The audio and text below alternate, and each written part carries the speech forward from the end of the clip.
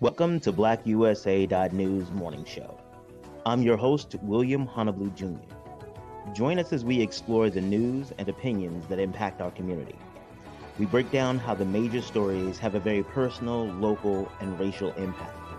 No topic is off limits, but even if the conversation gets rough, we're always going to keep it real.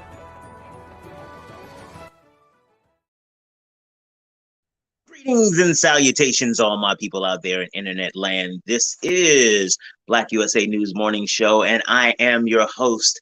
I have the privilege of hosting this incredible opportunity to share people and things with you. I am William Honolulu Jr., and thank you for joining me on this Monday, March 7th, 2022. Happy 7th day of Women's History Month and National Be Heard Day.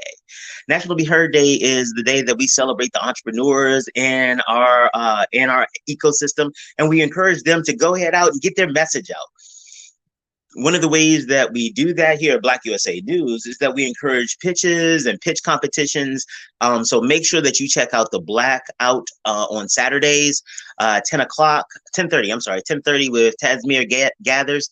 She does an amazing job. And guess what? We're going to be bringing back the perfect pitch planning program. Yeah, the perfect pitch planning program. All the P's get me confused sometimes. We're going to be bringing that back this March, and you'll get more information about that coming up. It's going to be another really great and exciting time. We had a great time last go round. Met some incredible businesses and really helped them step up their game when it came to their ability to communicate their business. So if you're an entrepreneur or you know an entrepreneur, go out there and make sure you support them today. Let them know. Let them be heard. Help them be heard today. All right. As always, big shout out to the super producer, Kyle Crazy Horse Morgan. Without him, none of this would be possible. And so I'm always grateful for having a partner in crime. Not a partner in crime, a partner in success. Changing the vocabulary. We got to be conscious about even the imagery that we feed ourselves. So my partner in success, Kyle Crazy Horse Morgan, and so again, big up to him. But you all know we also need to talk about the people who make this possible. We're going to start with Edible Arrangements. They do an amazing job, have wonderful fruit and incredible candy coatings and things like that. My favorite is the pineapple dove covered in white chocolate. It is amazing. And guess what? You can even get them DoorDash. Look at this. It comes to your house and it looks just like that. Isn't that amazing? Whoop, whoop. So if you want to enjoy and celebrate, and you want, or honestly, if there's someone who's experienced a tragedy, this is always a good gift, a great gift for all occasions. Judge Billy Murphy, he has been fighting for the Black community my entire adult life. And he created a firm to really continue that practice. Murphy, Falcone, and Murphy, they focus on supporting disinvested communities, making sure that they fight hard for their clients and they win.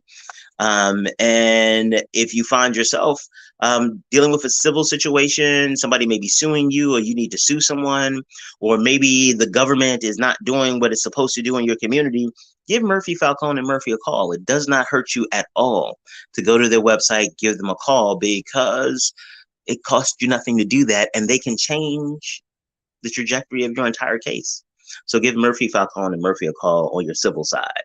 Now, if you have criminal charges or you are concerned that law enforcement may not be treating you fairly, make sure you give the Warrior Lawyer a call. Go visit his website, because he's not just the Warrior Lawyer because he sounds good. It sounds good and it's good marketing. He fights for his clients, and you can check that out. Just Google him. You will recognize that he is everything that I tell you that he is. Our newest sponsor, the book I Am Black Wall Street by Donnie Glover. It's a really great look at Black Wall Street, but not just from the perspective of what it was and how it was destroyed. He goes back to how it was created. And I think it does really do a good job of even providing a framework so that we might be able to create our own Black Wall Streets. And he's been giving out Black Wall Street awards to people who have been who have been really invested and engaged in the Black community and demonstrating Black excellence. And here is our very own Ashley Tate with her two beautiful daughters receiving her Black Wall Street Award for all of the work that she has done in working with women and girls who are victims of abuse and human trafficking. My company, The Grinding Gang, we are always excited to try to help you take your business to the next level. We have a lot of consultants with a lot of experience who are dedicated to helping our clients reach their business goals, but also doing it in a way that that recognizes that they're people, and we need to make sure that not only do we do good business, but we do good business in a way that provides for us personally as well, that we build in times for self-care and rest and things like that into our business models, because it doesn't matter if you have all the money if you hate your life. So let us help you figure out how to create balance, how to create balance while achieving your business objectives.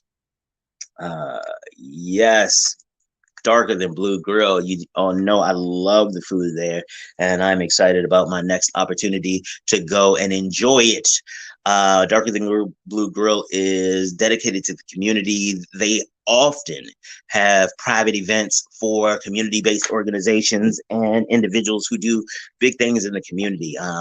They give as much as they get. So if you have an opportunity, swing by Darker Than Blue Cafe, and big up for them being an integral part in Baltimore City getting the CIAA conference and really being supportive along that effort. And last and absolutely not least, I want to say what's up to Dr. Tyrone Taborn and his staff over at STEM City USA. STEM City USA they do an amazing job of really in helping to ensure that as a community, we don't get left behind again. There are a lot of times where technology picks up and we get left off. And at STEM City USA, they have for years been staunch advocates in ensuring access to quality education and quality access for Black and Brown people all throughout the diaspora.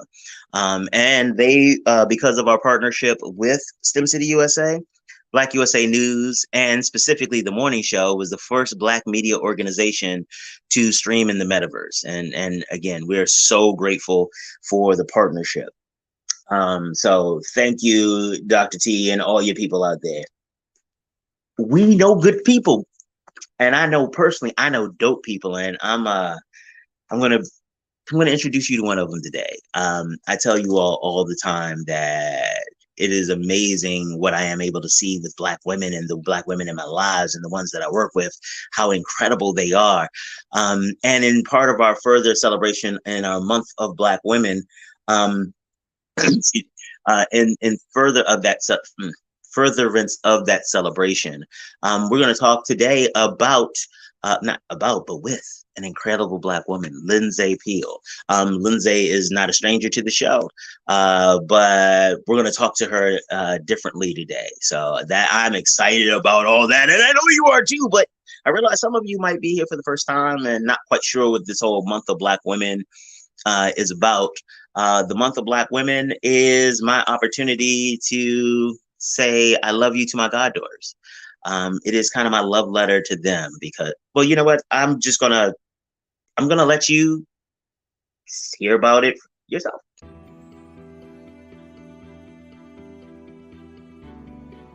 Dear Shanae and Simone, as you move through life as Black women, you will have a very unique experience.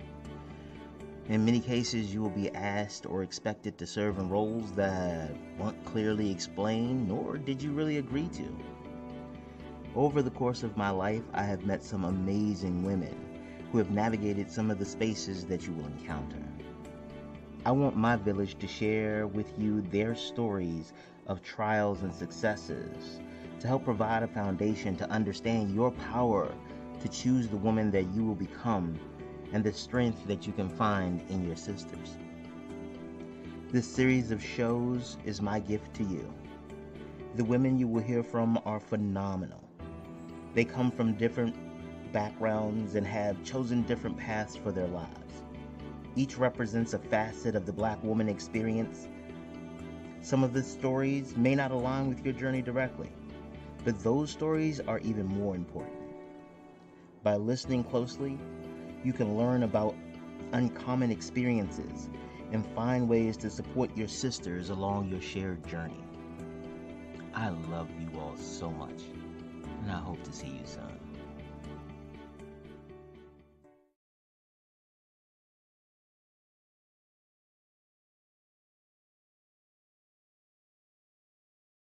So that's what it is. We are going to talk about what it's like to be a Black woman, and I'm bringing another dope woman I know to the stage. I told you all that I know incredible women, and again, you've seen her before on the show. See, you know it, you know it.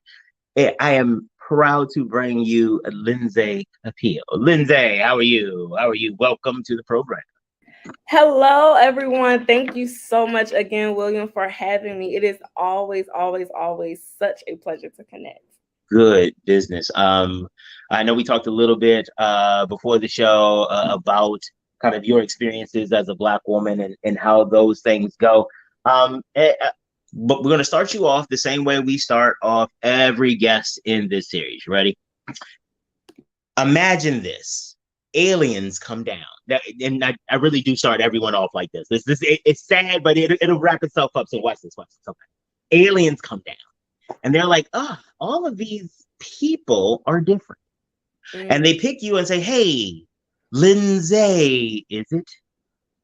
What is it like to be a Black woman? Describe it for us so we can so we can add it to our archives. What would you tell them? Well, first of all, I'm going to introduce myself. Ooh. Hello, everyone. My name is Lyndsea Peele. I am the founder and principal consultant at Kingdom Vision Consulting. We are a financial services firm that specializes in CEO financial planning for entrepreneurs of color. And we do so by focusing on 5 key areas of finance known as class, creditworthiness, long-term wealth, asset protection, strategic banking relationships, and strategic asset accumulation. I am also the host of the Real Deal Radio Show, where we provide resources, empathy, accountability, and literacy to improve the overall wealth journey for the Black entrepreneur. We meet you at the intersection of faith, family, and finances. Now, back to your question. All right, no. You're not gonna do all that and then just go now. Like this is what I tell you. I know dope people. This is what I'm talking about. She had the whole elevator pitch. She was like, no, and she was like, you're not gonna go past. You're not gonna get to talking to aliens before I let you all know. This is what entrepreneurship looks like. And now I'm stopping this real talk because again we're talking about what it's like to be a Black woman, and I just want to highlight one of the things that you do consistently, and since I've known you, is that you step into the limelight. You like, no, I will be heard. You will know who I am. And I love that. And I just want to make sure that we pull that out because that's something I think we should celebrate more when Black women do. It's like, no, you're not going to move beyond that. And I apologize. I keep going back to my show notes because Horse be telling me like, dude, you know these people, but everybody doesn't. And I forget because I get excited. I ain't gonna lie. I get excited, but and it's my show. Donnie said I could do it. So yeah, I'm sorry. Go ahead and talk. Describe to the aliens now that you don't let them know who you are. Describe to the aliens what it's like to be a Black woman. So, first of all, you said something that really struck a thought, right? You said that we have to shine a light on Black women, especially as we step into these spaces. How I was very bold in introducing myself, showing up very confidently as who I am. And a lot of times, as a Black woman, society tries to silence us. Corporate America tries to silence us, communities, politicians, but also our families, right? Men, men, right? Ooh, this is why I love talking to you. Why we doing it? Come on, let's go. Talk about it. Because this is what I want them to know. Tell them about it. It's the whole thing, right? And as a Black woman, I'm glad that you brought that up because I pride myself on showing up as my authentic self in spaces because it's so important. Because there are so many Black women who are out there showing up in spaces and they are not their authentic selves. They are robots. They have assimilated themselves to the environment that they are in to please everyone else around them. And as I have been evolving as a Black woman, but specifically a Black queer woman, right, in a space that is typically occupied by a lot of white males in the financial services industry, it's very important that I am confident in who I am so that I can show up as my full self, as this beautiful Black queen with locks who loves myself, but also loves fighting for my people. And I enjoy being able to introduce myself, but also my company, to say that we serve entrepreneurs of color, but really Black folk, right? Let's be real. And when you Mm-hmm. think about what is it like to be a Black woman, we are pillars in our communities. We are pillars in our families, right? Wherever we go, Black women are seen as being strong, dependable, right? They are seen to truly impact and affect real change, especially the Black women that I try to assimilate myself with. Because listen, it can go a few ways. Being a Black woman, to me, it encompasses being a very multifaceted human being, right? A lot of times people will try to limit us and put us in a box of what's comfortable for them, what has been the norm in society, what is the safest for your family, what's not going to embarrass X, Y, Z, right? Those are all limitations that have been placed on us based on other people's experiences, based on other people's discomfort, right? But as a Black woman, being able to show up as myself is dope. Being a Black woman is dope. I saw a post earlier and it mentioned March being Women's History Month. And as a Black woman, we get to be celebrated twice, right? We're just coming out of Black History Month and heading right into Women's History Month. And it is amazing for me to show up as myself, as this Black woman who is very intentional about making change in my community. I love it. One of the things that you talk about as an asset, and I recognize, and other guests have said this something very similar, is the need to be multifaceted because the world hits you from all different directions. But one of the things that I also have seen is that having to navigate like in your case, not just the different roles, but also the different identities and all of the social, professional, familial, economic, academic, all of those things, and everybody kind of around you trying to tell you, oh, Lyndsea. Actually, hell, how about this? I know this one hits you often. Lyndsea. That Lyndsea is not but like even that something as small as that's not really how you should pronounce your name, to that's not really how you should wear your hair, to maybe you should look. How do you navigate in a space where like everything you do, everybody got something? If you wear a bonnet, you are ghetto. If you don't wear a bonnet, you a pick me. If you got eyelashes, you trying too hard. If you don't got eyelashes, you look like a boy. Like I think about it for you. I'm sorry. Yeah, I got myself worked up, but it ain't even mine. Like it just seems so much. Like how do you even do it? It's a lot. To be honest, it takes a lot of self-work. It takes you doing that reflective work to understand who you are, to be comfortable with who you are, and then being able to show up as who you are, because all of them are different things, right? Like all of us as Black women, some of us are still struggling with our identities, right? And I'm not even going to tap into like when we talk about having, sexualities that identify with the LGBT community plus, right? As well as That's a being a different Black thing. woman, because that's a whole different challenge on its own, right? I'm sorry, we got time. You could talk about it if you want. Time, right? Myself. Listen, like it's a whole nother thing. And for me, it took therapy to get here. There was a point in time where I was not okay with myself, where I started my therapy journey a few years ago because I was having identity issues, because I wasn't who my parents wanted and needed me to be, or more so my sexuality, right? But also showing up as a Black woman in the banking space, or when I was in the retail banking world and trying to climb the corporate ladder, also being in a space where I was in school, I was pursuing my MBA while struggling with so many other personal things. I needed therapy. I realized that I cannot do this alone. Like, this is not a journey that I can embark on alone. And for me, it was the best thing of my life because she was able to really hold a mirror to my face to show me who I was, but also to show me that, Lyndsea, you are perfect as you are for who you are. And it's important for you to show up as your real self because there's somebody else out there that's potentially watching you who needs to see you show up as who you are so that they can be comfortable.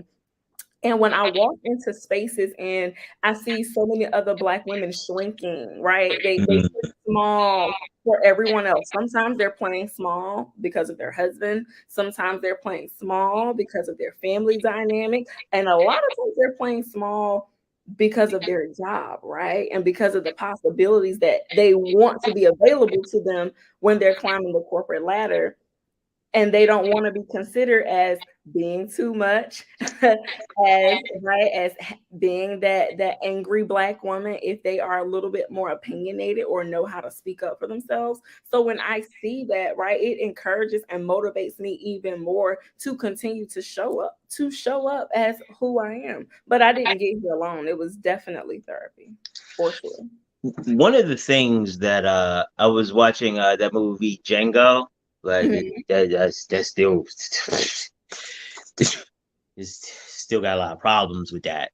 But they talked about his wife, and he used a phrase that I hadn't heard before, and I looked it up afterwards. He said she was a comfort woman. And that normally meant the sexual object for the men and women in the house, but it also meant the kind of all other duties as assigned. And what I have, as I started looking and reading it, again, so much of the slavery stuff was just so exceptionally disturbing. But it is this dehumanization and objectification of Black women that you are for my comfort. If you, especially there was this, okay, so I'm not going to do that whole story of Ruth with get your help. What is the dude's name? Get yourself, or what you call it? Because I got opinions on that. We're not going to do that. But making sure that you are being authentically you. You know what I mean? And no matter what other people want you to be. And how did you, I know you said therapy was a help, but there was something that got you to go in the first place. I mean, I know there are a lot of people who get caught up in the whole, I can't be who I am for whatever that is. What was it? A part of it for me was understanding the change that I wanted to create, understanding the impact that I wanted to have on this world. And once I decided that I was truly committing my life to serving the Black community and specifically the small business community and making sure that our business owners had a chance, I realized that, Lyndsea, you need a voice. Lyndsea, people need to hear you. Lyndsea, you have to put yourself out there. But again, when you're struggling with your identity, when you're struggling with confidence, you don't feel like you are able, you don't feel like you are worthy of having a platform or being on someone else's platform. But I have a lot to share. I have so much to give, and I have done so over the last few years.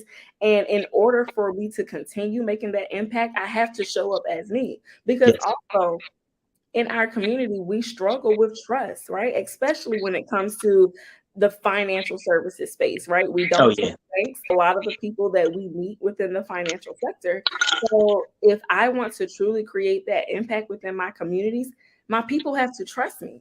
They can't trust me if I'm not showing up as myself, because people can feel whether or not you are being authentic. Okay, it's a real thing. And once it took me also, to be honest, it took me hearing words of affirmation from clients and from people who are around me to affirm me, right? Because yes, we can do a lot of work on our own. Yes, we can go to therapy and get that work, but we also need to be affirmed by the people that we are around. And I also appreciated having a tribe of Black women who loved me for who I was, for exactly who I showed up as. They loved me, they loved on me, and they showed me that, Lyndsea, you have so much to offer this world, but I can only do that as my authentic self as Lyndsea. So how is it that you balance this idea of being the authentic Lyndsea with this role that everybody wants you to have as the comfort woman, as the you should be small because when you're too big, you make me feel uncomfortable. Like you should make enough money, but not make me feel bad about how much money you make. You should have kids and raise them like you don't have a job, but you better be Black excellence all the time. Like, and your voice needs to only be used when it doesn't make other people uncomfortable. Okay, can you do that? Just real quick. I mean, I don't think it's too much. It's just be a little less. Like you don't do you. You wouldn't even need to be all extra. Like just relax a little bit. How do you deal with that? You make me uncomfortable. Honestly, I had to get to a point where I didn't care. I don't care if I make you uncomfortable. I don't care if you need me to be XYZ to make you feel good. And once I stopped caring about what other people had to say or how they felt, I was able to start understanding that, Lyndsea, you can't take it personal. That's them struggling with something that has nothing to do with you. You are kind of here, right? And potentially you are in a space where this person feels like they can dictate who you can and cannot be for their comfort. Nah. And it used to matter to me. I'll be honest. It definitely used to matter, especially when I was younger in my career. I was, growing within the retail banking ladder. And then one day I started surrounding myself. And once I transitioned from DC to Baltimore, also Black folk in DC, a little bit different than Black people in Baltimore, right? Yeah, We're that's not true. even going to dig into that. That's However, a different show. That's a whole it's a of whole another show. different show. But once I got to Baltimore, I was like, oh, these are my people. Y'all are comfortable with who y'all are. Y'all aren't fighting for Capitol Hill. Got it. Got it. Once We I actually care started, about the community because the correct. community is us. The community is us. And once I got to Baltimore, once I started hanging around women such as like the Women Entrepreneur Leadership Lab, founded by, Nakia Drummond. Like once I started surrounding Big myself, up to Nakia. Big up to big ups to Nakia, absolutely.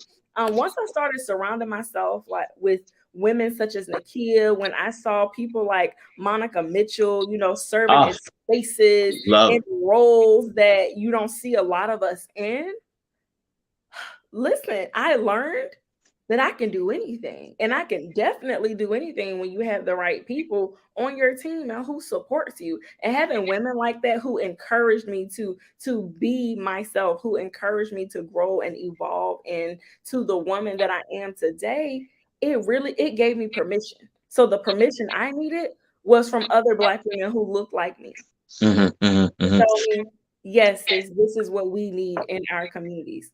So how did you get that relationship? Because that sounds wonderful to have people who are more advanced in the industry. And again, big up to Monica Mitchell. Love Monica. Absolutely. But like that, what you're talking about is what, there's a book called The Memo. I cannot remember the sister who. Linda Hart. Oh, I love that book. I mean, it wasn't necessarily written for me. I'm not target market, but it is. I've recommended that book. It is wonderful. And one of the things she talks about is sponsors. And you have been able to find them throughout the space. But I've heard, and we've had Black women on the show who like sometimes they go into spaces and skin folk ain't kinfolk. So how do you navigate that whole finding the Monicas and versus finding the, oh, I'm gonna throw you under the bus? Actually, one of our guests, and tell me if you've experienced anything like this in your answer. She said that when she had a black female supervisor once, and people were concerned that she was going to show favoritism to her, so she ended up being harder on her to show that she wasn't playing favorites. And she was like, and she was like, oh well, I just want to make sure everybody knows that I got your back, but I want to make sure everybody, because I need them to feel comfortable with my role. So I that was a lot, but it was a lot. I love this topic. That's good. So I've always been that person that did not mind asking for help, support. Like I did not mind. So I come from a very, very small town, very marginalized community where you have very limited resources, very limited access. So you had to be very intentional if you planned on making it out. Let's be honest, right? So I had mentors even in high school. I was a part of programs where I had Black women who poured into me to make sure that I would make it out. I remember being in 8th grade, right? I was reading the morning announcements for school, but that was because another Black woman said, "Hey, I see talent in you. Like, you have a gift for speaking. Let's try this out." And here I am today, right, on a platform hosting a radio show. My degree is in broadcast journalism. That came from Black women seeing something in me, pouring into me.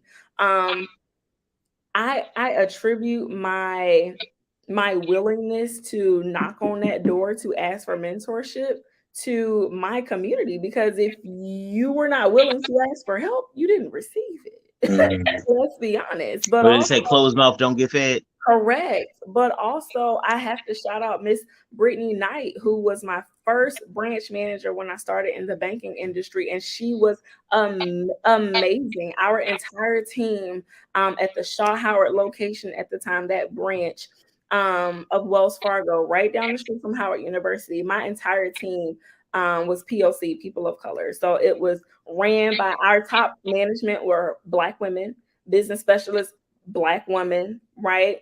Black men, in the office. And just to see those Black women show up the way they did every day, this team, this top performing team, I also saw early on in my career that it was possible. But also, those Black women, they showed me the ropes. They would literally sit with me and tell me who I need to know, who was in this segment of the bank, who, like, literally they gave me the ropes. And that in itself was monumental for me. Yeah. Like, that gave me the confidence as this part-time.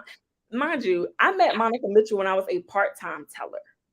Wow. I was a part-time teller, still in undergrad at the time. And I remember I don't remember how, I think an at work program manager gave me her information, and I picked up the phone and called this lady. I sure did. I spoke to her. I heard about the role that she was in. I let her know that I was interested in her mentorship, and Monica immediately said yes. Immediately said yes.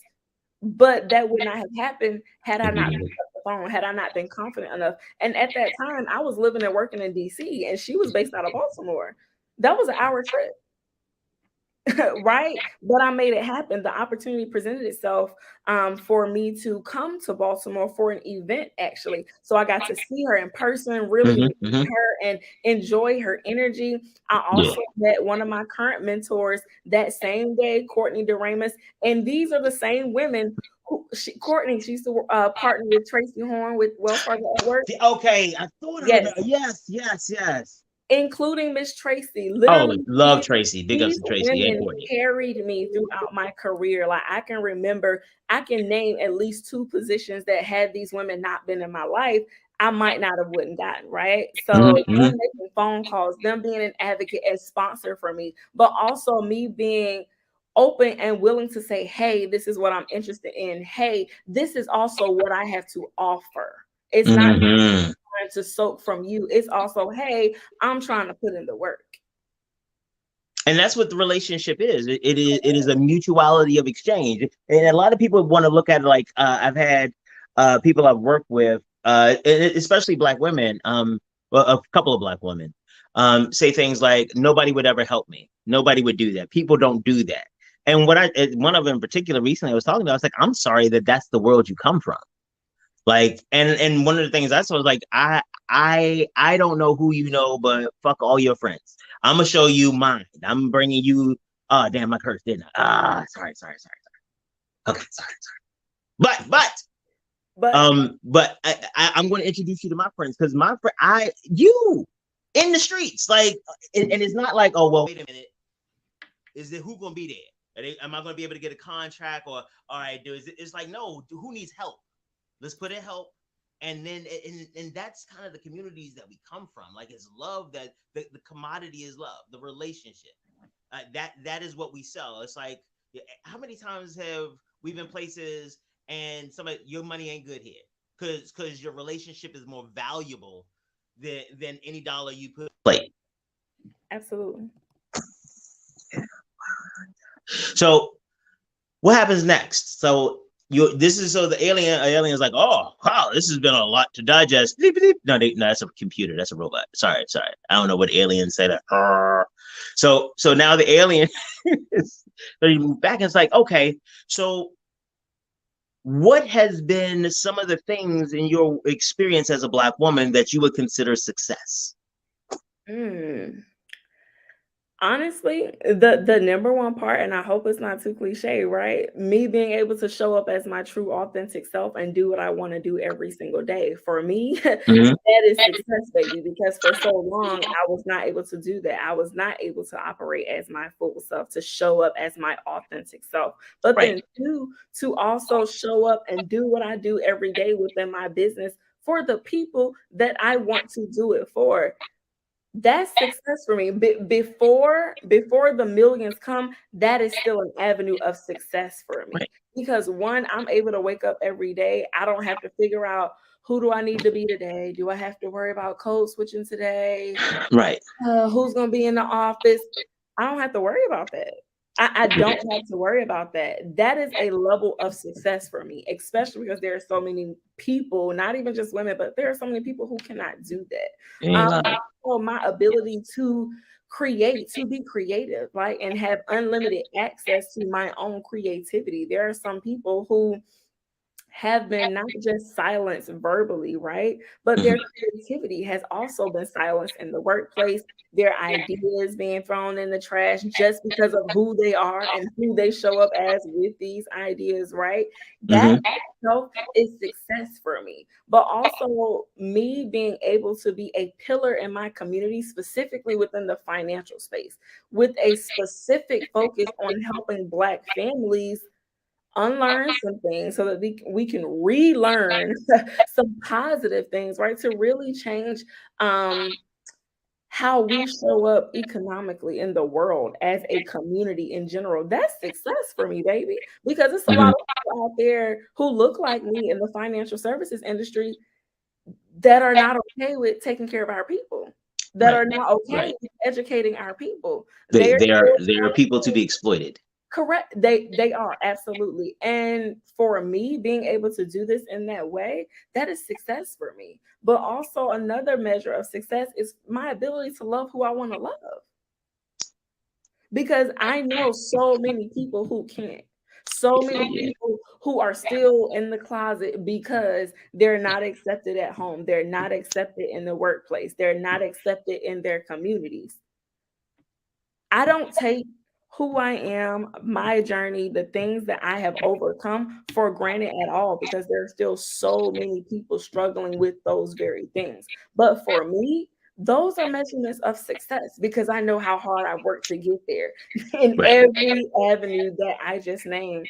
But also my ability to take care of the whole me, emotional, mental, physical, spiritual, and financial. My ability to understand that these areas of my life drive and make up who I am as that whole woman, and to have the time and the space and the freedom to be very intentional about nurturing each of those areas in my life.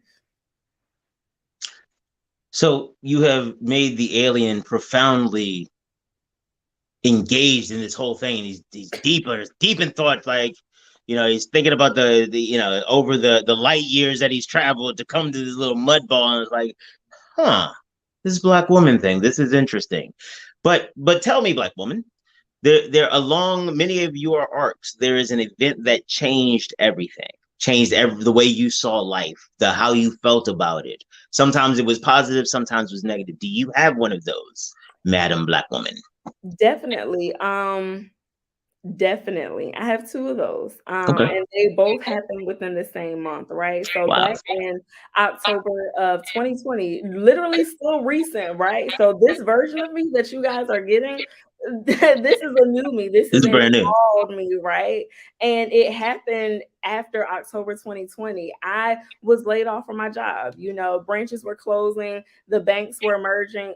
And for me, that took a hit at my pride, first of all, but it also destroyed who I was mentally, professionally, because I had my identity was to my job. Me and my job, like if you knew me, then you know my job. Yes.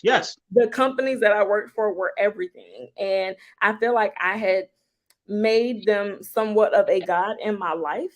And one that wasn't healthy for me because I didn't have personal balance during those times at all. Right. I was not taking care of myself. But to get back on track, one, losing my job, it changed my life forever because it also showed me how dispensable I was to a company. Right. It showed me that no matter how much work I did, no matter how much business I brought in, if there were budget cuts, I'm just a name and a number on a piece of paper. The person who made the decision, you're an employee number, and probably didn't even. It's like, oh, 77342. That'll save us about 80,000 a year, and with that, we can move some of these resources. Like, have no person was in that conversation. Yeah. That. And then I also lost my grandmother that same month. So I lost my job actually on her birthday, and I lost her 2 weeks later. So that was a life changing for me. She was my last living grandmother, and she was the only grandmother that I kind of really grew up around and knew. I lost my first grandmother at the age of 3, and I don't really have a lot of memories of her. So losing my grandmother, it changed my life, and in a very interesting way because this particular grandma, I love her to death, right? And it was not at any fault of her own. But as I got older, I started to learn that grandma didn't necessarily agree with my sexual preferences, right? And it wasn't a conversation that she and I had. It was conversations between her and other family members, not necessarily about me, but about other cousins, first cousins, her other granddaughters, right? And to start, when you're young, you stay in a child's place. You don't hear what's really going on within the family drama, right? You don't got older. And it was after grandma passed that more people in the family started to open up and to speak about certain things. And I learned of grandma's position when it came to that. And it was a little unsettling for me, but also really building relationships with older cousins who identified the same as I and having real conversations, learning how grandma felt. And it made me think, well, I wonder how grandma would have felt had we had a conversation about it. Did she really know about me or did she not know? Like that caused so much confusion in my head, but it also caused me to really push the envelope with my family. Like even with my dad, like it's something that we don't talk about. It's a don't ask, don't tell really situation. Like he might talk to my mom about it, and then I talk to my mom. It's she's kind of that the in between, yeah. Correct. But it made me push the envelope because I'm just like, y'all love on me any other time. Don't let who I choose to love change how y'all feel about me. And once I learned that there was a particular cousin in my family who was almost pretty much disowned by my grandma, it really made me say, you know what? Bump this. This is who I am. This is how I'm going to show up. Either you get with the program and be a part of my life or you don't, and I'm going to be okay either way. Right. But it's one of the things that a lot of the women that have been on the show have been talking about is that this moment of clarity where it's not the full version of you, but you say, this is who I am. Yeah. For at least for right now. At least for right now. This is who I am. And so, and I want to ask this next part. They make the decision, and many of them talk about how when they roll out the decision, that decision is rebuffed. It is like the boundary is tested. And one of the first things that at least some of my friends and some of our guests talked about is this idea of why do they keep doing that? I set a boundary. Why are they pushing it? I mean, that's what they're supposed to do. Why wouldn't they? It is not their responsibility not to cross your boundary. Once you have defined this is who I am, it is my responsibility to make sure if you cross it, there are consequences. I can't keep you from breaking into my house, but I'm not going to let you move in afterwards. I know, no, ma'am. You take what you want. You rob me, but you don't get a key. No, thank you. But so how do you navigate through this whole, this is a boundary, and then people be like, but is it? It's about holding people accountable to your boundaries, Okay. because your boundaries are for you. My boundary isn't for them. That's also something that we have to realize. Mm. My boundary is not for them, for Mhm. their comfort, for their learning. Nah, you do that on your own time. My boundaries are to protect me. My boundaries are to Mm. keep you on that outside with that energy. To be honest, right? Me having boundaries and me enforcing them even in the middle of a conversation. You know what, this conversation is making me uncomfortable. I'll give you a call a little bit later.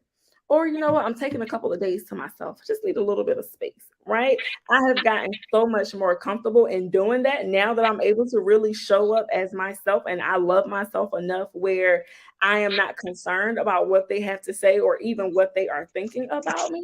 Mhm. Once you get there, it's much easier to enforce your boundaries. And the thing is that people who want to be a part of your life, they have to learn either to respect your boundaries Oh, or there you not go. with you. So let's in that process of starting to enforce your boundaries, because for a lot of Black women, because of the training, it's new. It's going to be new. It's going to be you. You have Absolutely. always been the one to take fix plates, make sure people's beds and everybody get to. Like, I have a friend who nobody travels in her family unless they all want to go places and like on their own. Like, oh, I want to go this place, but can you wait? How do you get a plane? Like, and so she has to do all of this stuff. But when she has started to try to enforce boundaries, there are two things that, and some of it has to do with the power dynamic: Hmm. guilt and bullying. Yes. And bullying, a very specific type of bullying that other guests that talk about for Black women, it is the embarrassment, it's the use of shame as a bullying tactic. Like, and some of it is so, and I did not know, and some of it is real Southern. Like, it's the further south you go, the smoother it is. It's like good moonshine. It's like, oh, you want to wear that? Oh, okay. Okay. Oh, oh, Well, that's oh, different. that's your friend. Oh, yeah. Clearly, you two belong together. I told you I'm from North Carolina, right? Yeah, I know. That's what. But Okay. like, Yeah. but that, Mhm. but those are the tools that get used. So it's like, so you don't want to hang out. Oh, I guess you got more important things to do. And do. But you see what I'm saying? But talk about how, because we've talked before, and you said you didn't start there. You Correct. said you how do you make it past it? Because for a lot of some of my friends, can't say a lot, my friends who struggle, that's the place. It's like, who else is going to do it? If I don't do it, then I'm gonna look like, oh, I don't want them. Y'all don't go out here making me look like I'm a bad mother. Don't go out here making me look like I'm a bad partner or spouse. Don't go, because we've defined you by how you show up and the roles and your sacrifices. How do you make it from, okay, is one, defining myself as new, so okay, and now everybody's running my boundaries, and I don't want to always have to be angry to enforce my boundaries. Like, how do you? Because again, the more I talk about it, the more I'm like, damn, I'm tired of asking a question. Yeah. So, Burnout. Experiencing burnout, mm, experiencing being in a space where I literally had nothing to give mm, myself, because one, I had tried to give it all to everybody else. That was also life changing, really being able to really just sit and feel empty inside, mm. but also physically empty. It's just like I have nothing. And I hit that space in my life, after those two events. And I'm just like, here I am serving on this board, that board, helping this client, doing this, being this pillar in my family, being this trusted person. But I have nothing for myself. Nothing. But where are those people when I need them? Where are they when I have nothing? Experiencing that one too many times will force you to change, will force you. Yeah, no, I will say, not just the force to change. I have seen it change dynamics when it comes to familial relationships. Oh, especially there. Because I like some of my friends who have kids, like the one I'm thinking about in particular. Her son wants to travel someplace. Not that he doesn't owe her a bunch of money because he paid a bunch. Separate issue though, but parent bank account. My boys know Son's day were last week, and they know still don't come from my pockets. Don't do that. But so he wanted to go out, go West Coast or whatever, and she's like, and she calls him. I mean, he calls her to figure out, could she help him order the plane or get the tickets or whatever. And she's like, I was like, I'd be like, well, I said some other things about some stuff she should tell him. But I was like, no. She was like, well, if I don't, then he's gonna do it. He's probably gonna mess it up, spend way too much money, and he's gonna call me for money anyway because there's gonna be something he forgets. And I realized that part of the problem is that I did not understand. I didn't, because then that's the choice you made. You made that choice. But when I talk to especially some of my friends and their relationships and stuff like that, the phrase is, well, somebody who's going to do it? Nobody else is going to do it. And that guilt and that shame and you have to understand your worth. One, as a person, as a woman, as a Black woman, you have to understand your worth. You have to value yourself to understand when enough is enough. And I'll be honest, I struggled with that for a very long time. I did not value myself, right? I did not understand what I was truly worth.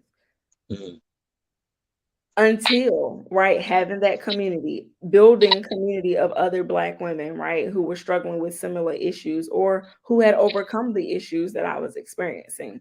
But also therapy, like having those conversations. And I have to keep throwing therapy out there because we also know that as a community, as a Black community, a lot of times we don't really trust the idea of therapy. Like most of us are accustomed to what happens in this house stays in this house, or there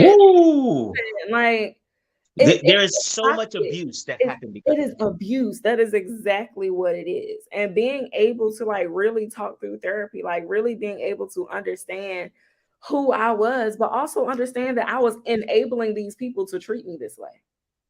I gave y'all permission to do that. Okay, so be careful because you know how I feel about some of those phrases. And the thing is, because I get excited. Just help me calibrate, make sure I'm on the right space, because you don't allow someone to victimize you. You like, if I want to break into your house, you can, but that's still me. It is what you do afterwards. You can't stop them from violating your boundaries. Again, it is, I can't stop you from breaking into my house, but I'm also damn sure not going to give you a key. And that is the accountability, not just the whole because what I've seen is narcissists and abusers create these unrealistic expectations. Well, see, look, you let it happen to you again. So see, you dumb anyway. You dumb for letting it happen. You so dumb for doing this. Why are you so dumb? How did you let that happen to you? I did not rape myself. I did not knock myself over the head. I did not lie to me. Well, maybe, but that's a different one, deeper psychological. Not what I'm talking about. You know what I'm talking about. I got you. But like, and I've seen abusers use that, to get you to not trust yourself anymore. And so that's why when you say stuff like that, I'm like, wait a minute, like I know what you're saying because you and I talk about stuff like this, but I want to make sure see, I told she said you can't achieve what Lyndsea achieved because you ain't shit. That's why you need me, baby.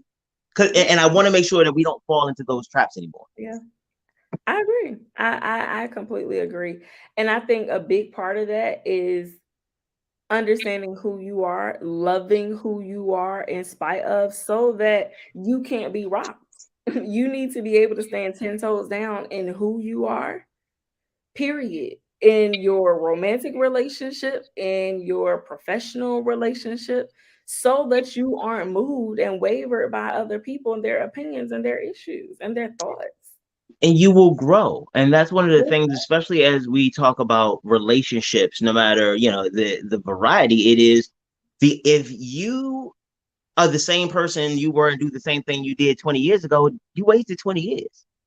When you are with your significant other, your family members, I learned the hard way, ex post facto, that I should have been more trying to build with them and not trying to make them in what I wanted them to be. because they were who they were, and I have learned to love them. But in my mind, I was trained that as the head of a family, we're supposed to do this. You know, everybody has to go to church, and we have to sit there and look like we are paying attention. And but I'm going to text you the whole time, but we have to look serious while we're texting. And it was all about the show, because in a lot of our relationships, we don't know. Love is just what feels good. What I realized what I, especially through this conversation with a lot of guests and other Black women, even preparing for the show, it's like the way that you all show up for love is different. It is not commoditized. It's not like, well, I gave you this much love, now you need to get this. And that is one of the things that I think keeps getting exploited. Like my friend's son. It's like, mom's going to take care of it anyway. Like, worst case scenario, she goes, if I do make a mistake, she's going to call him and fix it. Like, how do you deal without the reciprocity? You have to first understand what it is that you need and desire in life. And that's from every single relationship that you are, mother to son, mother to husband, mother to, woman to wife. Like, you have to understand, what do I need from these relationships? But I'm sorry. But Lyndsea, that's being selfish. That's how you. That is being selfish. That's toxic. That's toxic. In our communities, they have taught us that thinking about us makes us selfish, and that is not true. That makes us wise, right? That makes us self-aware, first of all, but that also makes sure that we preserve self. Because there are people out there, the world, let's just say the society, right? They are very intentional about removing bricks and layers of who we are, one piece to make them comfortable. Literally one piece at a time to make them comfortable. No. And what happens is that then when you get to the point where you're like, my foundations is a little crumbly, can y'all help me? God, how you let yourself go like that? Woo, my, like, well, shouldn't you have been saving? Well, yeah, no, but I covered my blah, blah, blah, I had an emergency. Well, I mean, you should reach out to them to do it. It's like, but remember when you needed me. And there was no caveat, no condition. I was all in, but now when the system has, the situation has changed. Like, so how, I understand what happens, and I appreciate, the anchoring it into who you are and what you want first. Like making and anchoring that off. Like, this is what I'm reserving to me. Nobody can have this. If my workout time is 7 to 8, there is nothing that happens between 7 and 8. Don't care. And I get that part, but the when you go to your therapy and is it like them giving you the answer, like, okay, Black lady, this is how you work it through. Like, how do you know how to love yourself if you've only experienced exploitation? Like, if everybody's love has been part of the contingent of you giving, if that has been the measure of who you are, how do you even know how to love you? That's a great question. And for me, it took solitude. It took me no longer being in a romantic relationship. It took me separating from certain friendships, unplugging, to really spend time with me, because I'll be honest, I did not know myself. I did not know and understand these things, because I had attached myself to, when I was with my parents, I was automatically attached to them. When I was at the company, I was attached to the company, right? I spent more time invested in the company than in myself. In that relationship, you are invested in that other person and making them happy. It was when I actually took time for self. I had to spend months in solitude, me literally just focusing on me, unplugging, not being as concerned about everybody else that's around me, because I learned that I needed me when I realized that I didn't have much, and I didn't have anybody else trying to fill the gap of what I didn't have. That empty cup that I had to learn how to pour into that empty cup. And once I realized that I had to do it on my own, and I didn't have a lot of people around me to do that in those spaces, I became more selfish about my cup, because I'm like, listen, I worked hard for this cup, baby. I can only give you from my overflow. If I don't have overflow, I don't have much to give you, because I need all of this I have measured and know that this is what I need. I have measured and because it's and that's I'm sorry. That's the thing that I've seen Black women do because they measure.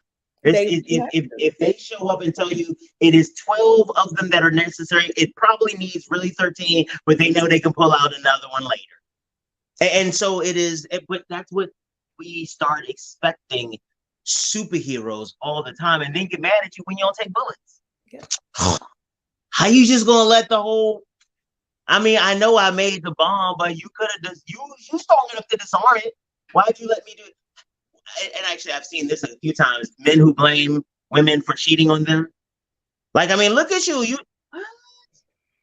So, as the alien is about to, because that's we're gonna do that another month. But as the I didn't even comment. Yeah, I know that's, and I'm grateful to you for that because you know I'm wild, and you know, and I appreciate you for not pleasing on that because we ain't got a lot of time left. So that's how I know you my friend. That's because you know you. That's why I had to put my hands up and stop because I knew it was about to happen. I was like, no, I'm not getting the email from Donnie today. Not today. Not today, Jesus.